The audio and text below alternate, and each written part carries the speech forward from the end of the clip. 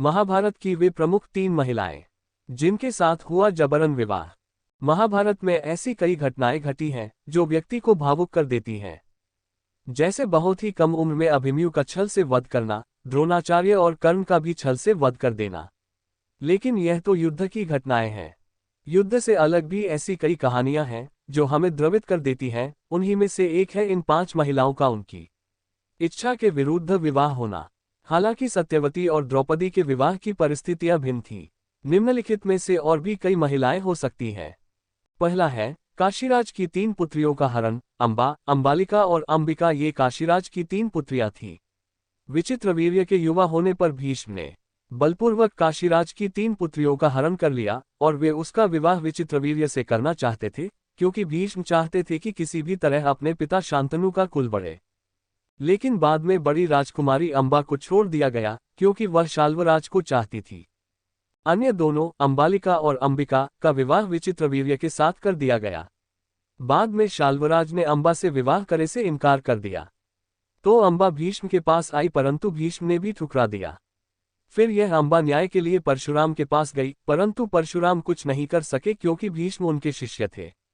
तब अंबा ने भगवान शंकर का तप किया तो उन्होंने कहा कि भीष्मा के वध का कारण तुम बनोगी।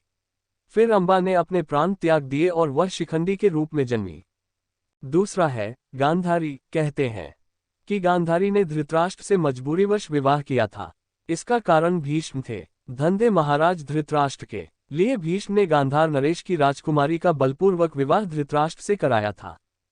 तीसरा है भानुमति। भानुमति काम्बोज के राजा चंद्रवर्मा की पुत्री थी। भानुपति बहुत ही सुंदर, आकर्षक, बुद्धिमान और ताकतवर थी। उसकी सुंदरता और शक्ति के प्रसिद्ध थे। यही कारण था कि भानुमति के स्वयंवर शिशुपाल, जरासंध, रुक्मी, वक्र, कर्ण आदि राजाओं के साथ दुर्योधन भी गया हुआ था।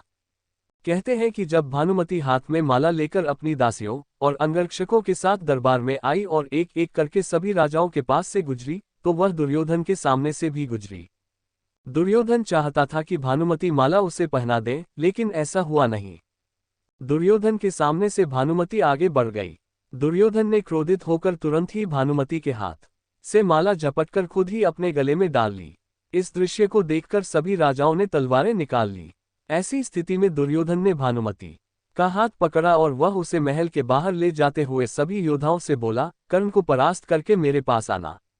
अर्थात उसने सब योद्धाओं से कर्ण से युद्ध की चुनौती दी, जिसमें कर्ण ने सभी को परास्त कर दिया। इस तरह दुर्योधन ने भानुमति के साथ जबरन विवाह कर लिया।